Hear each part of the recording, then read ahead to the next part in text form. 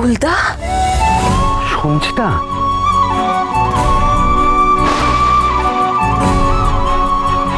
তুমি কেমন আছিস তুই? এ কি অবস্থা?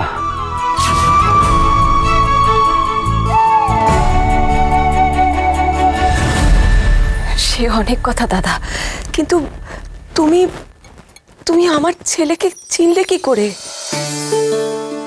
মিস্টার রয়, তার মানে আপনি মায়ের ফুলদা? এখন তো সেটাই দেখছি।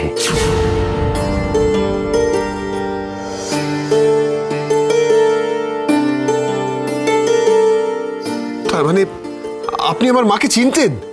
তোমার মা হিসেবে না চিনলেও আমি তোমার মাকে আমার বোন হিসেবে চিনি।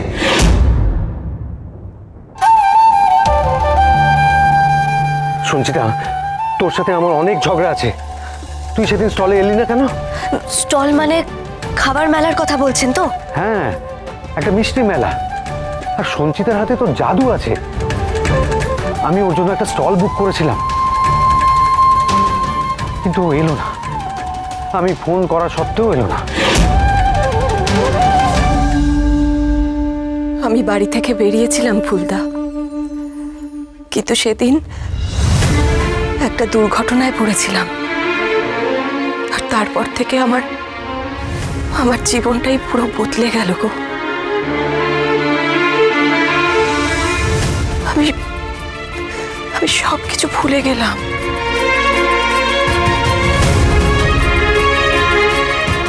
আমার পরিবার, পরিজন সবাইকে আমি হারিয়ে ফেললাম।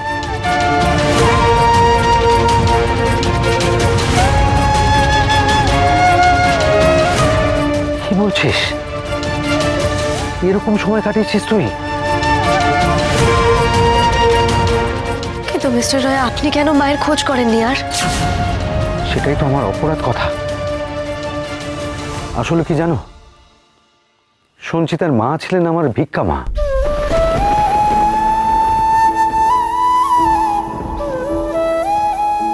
আর সেই থেকে ও আমার বোন।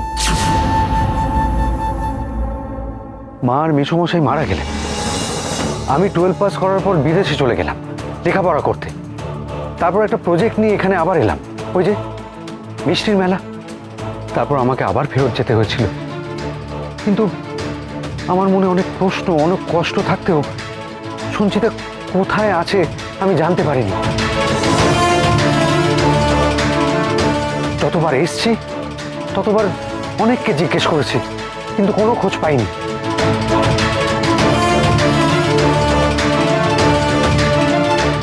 ওভাবে কি আর খুঁজে পাওয়া যায়? তবে এত বছর পর আমার বোনটাকে দেখে আমার যে কি ভালো লাগছে। সঞ্চিতা, এই বি তোর ছেলে। কি ভালো ছেলেও জানিস, কি নাম করা শেফ।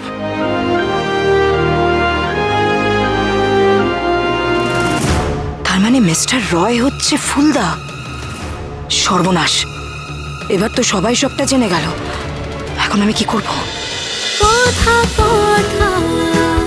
কথা সোম থেকে রবি প্রতিদিন সন্ধ্যে 7টায় স্টার জলসায় ও ডিজনি প্লাস হটস্টারে।